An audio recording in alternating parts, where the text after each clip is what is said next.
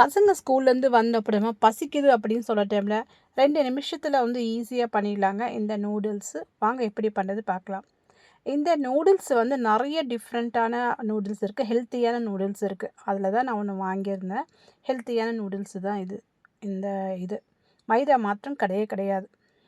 இது வந்து கொஞ்சமாக பாயில் பண்ணிவிட்டு கொஞ்சமாக பட்ரு போட்டு பாயில் பண்ணணும். செப்பரேட்டாக மாற்றி வச்சுருங்க. பாயில் பண்ண தனியாக எடுத்து வைங்க. ஒரு பாத்திரத்தில் வச்சுட்டு கொஞ்சமாக பட்ரு போட்டுட்டு வெங்காயத்தை போட்டுருங்க.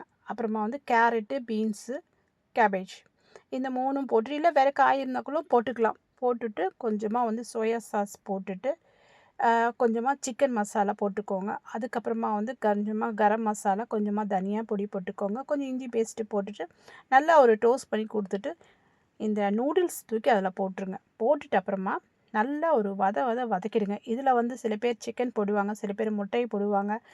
டிஃப்ரெண்ட்டாக இருக்குது. பச்சை காயும் போடுவாங்க. இந்த மாதிரி ட்ரை பண்ணி பாருங்கள். ரொம்பவே நல்லாயிருக்கும். தேங்க் யூ ஃபார் வாட்சிங்.